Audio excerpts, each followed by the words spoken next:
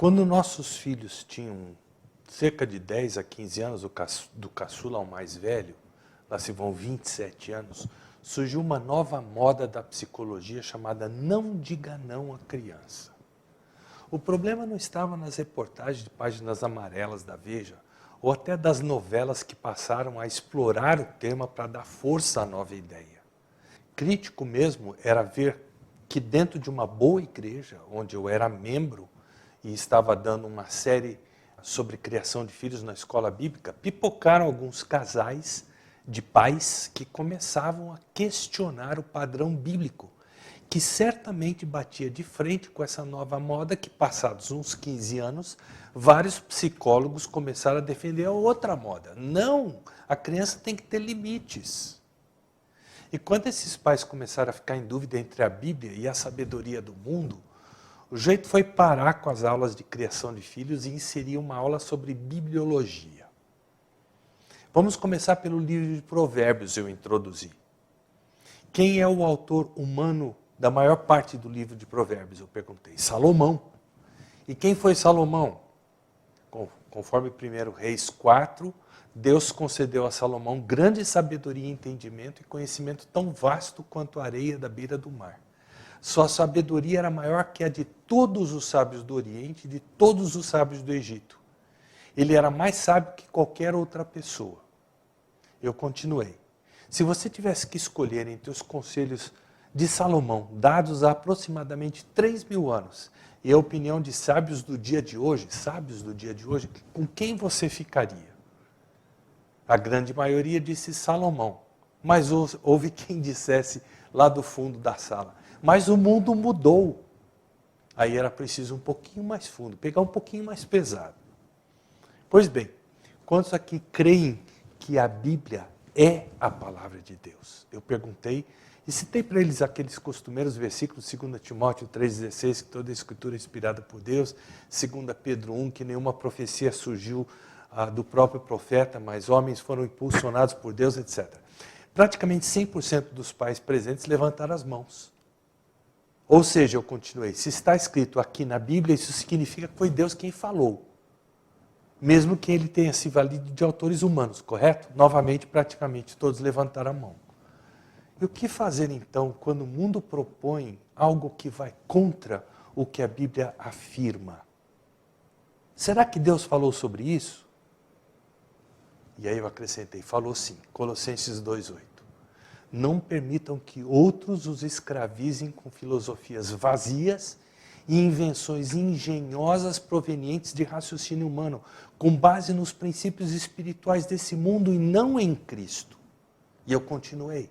Ou seja, quando não dá liga entre o que o mundo ensina e a Bíblia, quando a cosmovisão do mundo tromba de frente com a cosmovisão bíblica, com quem nós ficamos? Se havia alguém ainda em dúvida, não se manifestou mais naquele momento. Aí eu pude voltar à criação de filhos. E é nesse mesmo espírito que eu falo hoje com você, fazendo um voo panorâmico sobre criação de filhos no livro de Provérbios, escrito por Salomão. Na esperança de que você que me ouve tenha convicção de que isso aqui é palavra de Deus. Ou seja, o que Deus diz não interessa o nosso achômetro, não é algo aberto à discussão, a gente só obedece. Salomão, o homem mais sábio que já pisou esse planeta, exceção feita ao Senhor Jesus Cristo, quando se fez homem, esse Salomão, escrevendo impulsionado pelo Espírito de Deus, ou seja, escrevendo o recado de Deus para nós pais, ele nos banqueteou com vários versículos em Provérbios que se constituem diretrizes para nós em pleno século XXI, porque a palavra de Deus não caduca, ela não se desatualiza, porque Deus é o autor do casamento entre um homem e uma mulher e foi Ele quem projetou um casal ter filhos dentro dessa união chamada casamento. Portanto, ninguém melhor, mais preciso, ninguém mais atualizado que o próprio Deus para nos dar diretrizes sobre criação de filhos. Vamos começar por Provérbios 22:6. Ensine seus filhos no caminho certo, e mesmo quando envelhecerem, não se desviarão dele. Vamos entender o que esse versículo diz e o que ele não diz. Observe o comentário desse versículo na Bíblia de Estudo MacArthur. Há apenas um caminho certo, o caminho de Deus, o caminho da vida. Esse caminho está bem delineado em Provérbios. É indiscutível que a instrução precoce produz hábitos para toda a vida. Por isso, os pais devem insistir nesse caminho, ensinando a palavra de Deus e reforçando esse ensino com disciplina amorosa e consistente durante todo o desenvolvimento da criança. No hebraico, a ideia é de colocar o filho, a filha, nos trilhos que ele e ela devem seguir por toda a vida. O caminho da sabedoria. O texto, assim como os demais versículos que nós lemos em Provérbios, não é uma promessa que toda criança bem ensinada vai ser um sucesso. Que toda criança trazida fielmente, levada fielmente à escola dominical, irá se converter e será um missionário, uma missionária. O versículo faz uma observação do funcionamento normal de uma lei que todos conhecemos, a lei de causa e efeito. E a verdadeira sabedoria na criação haverá de se sustentar, porque terá a humildade de continuar aprendendo durante todo o percurso. Tanto os pais que ensinam os filhos, como também os filhos que aprendem o tempo todo com quem deveria ensiná-los os pais. Quais são os 3 ensinamentos principais de Provérbios acerca da criação de filhos? Provérbios nos ensina que criação de filhos, conforme o plano de Deus, inclui instrução, correção de rumo, e isso bem praticado gera dividendos.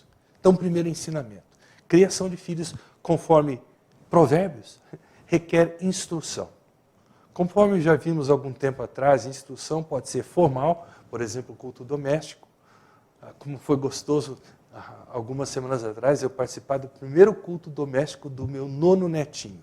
3 dias de vida, no colo da mamãe, olho bem aberto, ouvindo o papai tocar violão, a mamãe cantar, o vovô e a vovó, a irmãzinho, o irmãozinho, todo mundo cantando sobre Jesus, o Deus que tudo criou, já ouvindo falar que nós somos pecadores e precisamos de purificação.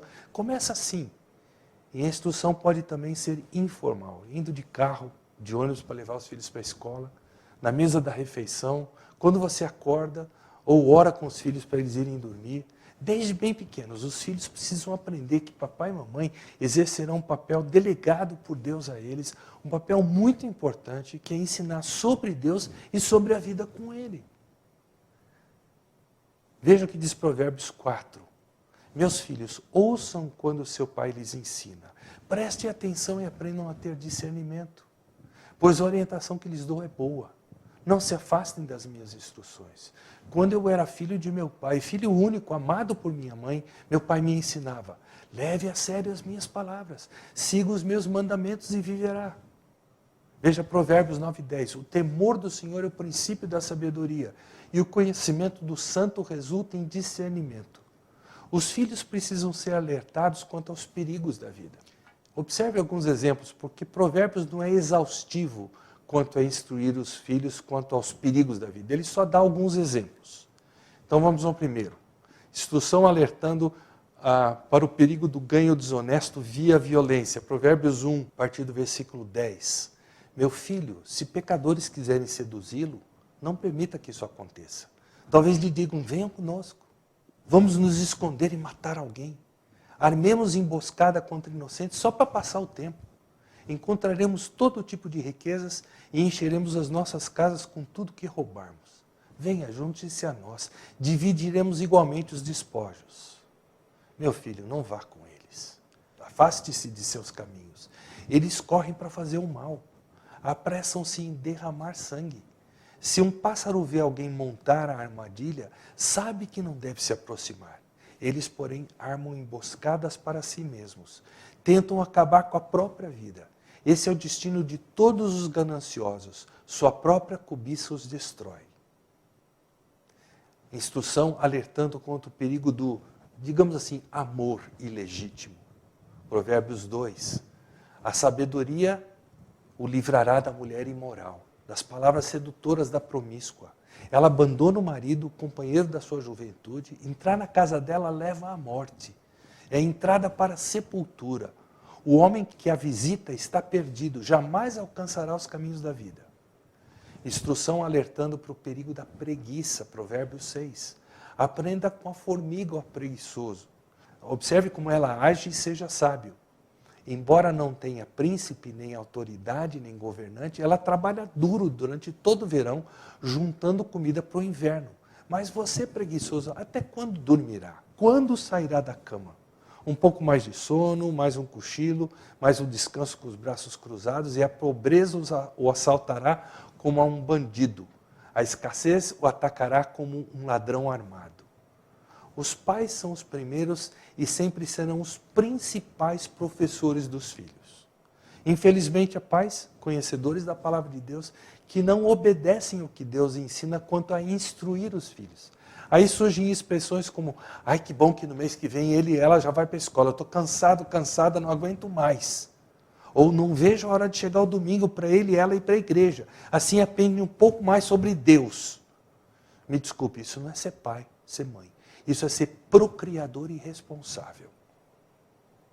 Instrução requer disciplina. Provérbios 19, versículo 18. Discipline seu filho, pois nisso há esperança. Não queiras a morte dele. Provérbios 13. Quem não corrige os filhos mostra que não os ama. Quem ama os filhos se preocupa em discipliná-los. E por falar em disciplina, o segundo ensinamento é que criação dos filhos, conforme Provérbios, requer correção de rumo. Quando instruímos nossos filhos, nós esperamos que eles se pautem por nosso ensino, mas isso nem sempre acontecerá porque todos somos pecadores, filhos de Adão. Por isso, a sábia criação de filhos, em certos momentos, requer correção de rumo. E, por vezes, essa correção de rumo pede disciplina. Se a criança, por exemplo, obedece, ela não precisa de disciplina. Mas filho pequeno que é desobediente, que desafia a autoridade de pai e mãe, esse carece da chamada vara da disciplina, conforme a linguagem bíblica. Provérbios 22, 15. O coração da criança é inclinado à insensatez, mas a vara da disciplina a afastará dela. Provérbios 29, 15. A criança corrigida se torna sábia, mas o filho indisciplinado envergonha a sua mãe. A disciplina deve ser ministrada como fruto de amor. Provérbios 3. Meu filho, não rejeite a disciplina do Senhor, nem desanime quando ele o corrigir, pois o Senhor corrige a quem ama, assim como o pai corrige o filho a quem ele quer bem. A disciplina tem objetivo. Provérbios 23, 13 e 14. Não deixe de disciplinar seus filhos. A vara da disciplina não os matará.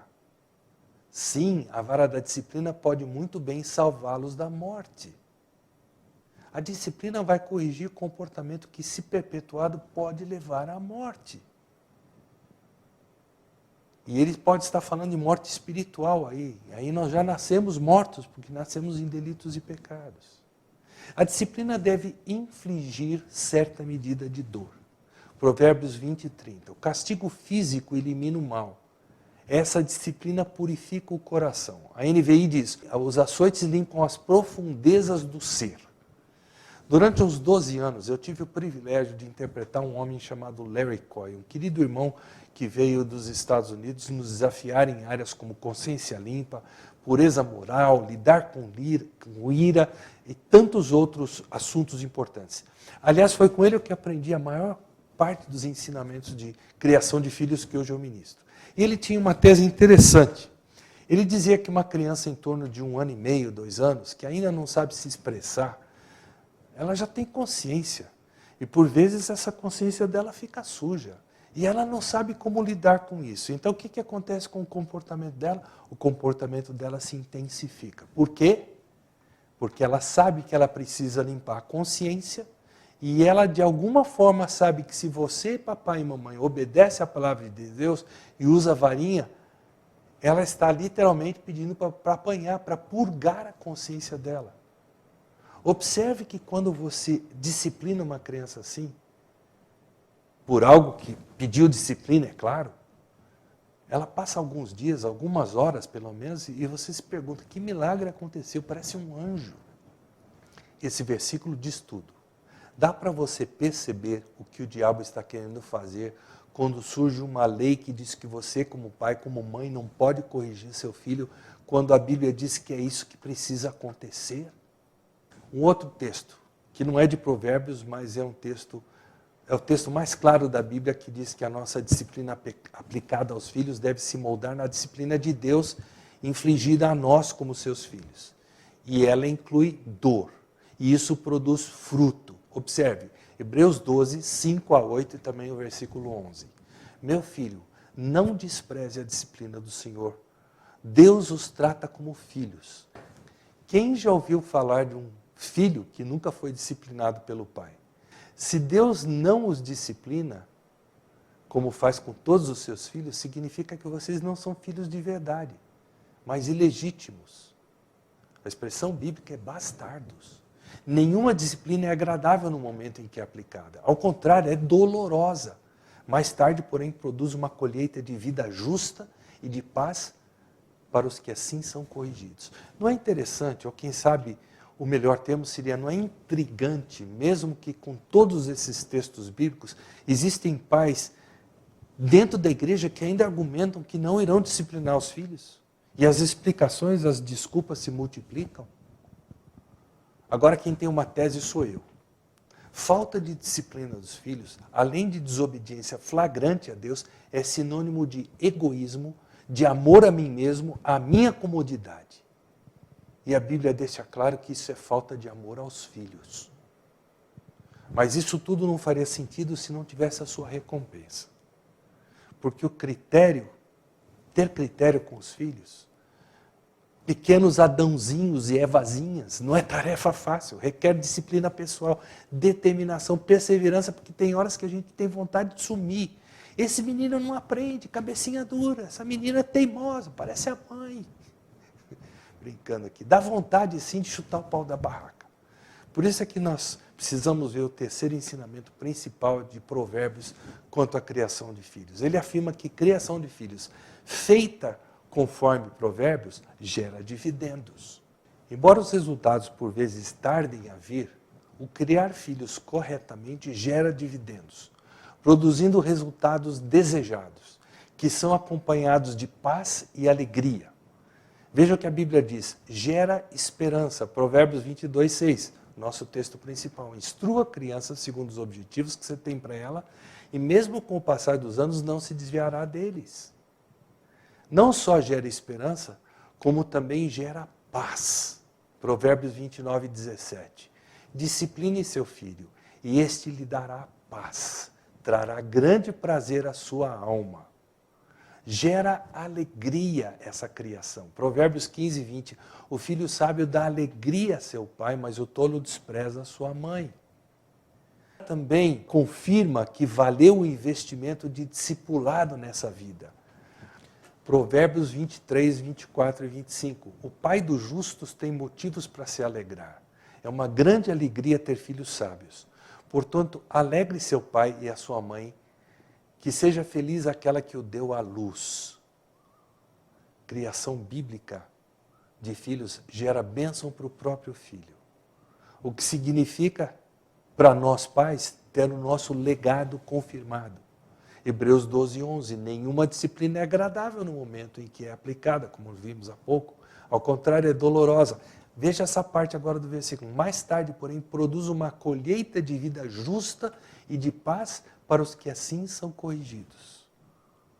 Se você é uma daquelas pessoas que se recusa a corrigir seus filhos pequenos com disciplina, a princípio disciplina física, depois assumindo outras formas, ou você que nem tem filhos ainda, mas sonha tê-los e reluta em pensar na tarefa de instruir os filhos, achando que pode terceirizar isso, principalmente a questão de instruir sobre Deus e seu relacionamento com Ele, eu pergunto o seguinte: você acha que Deus está mentindo ao prometer que você colherá frutos se instruir seus filhos e se você se dispuser, melhor dizendo, a corrigir o curso de vida deles caso haja necessidade?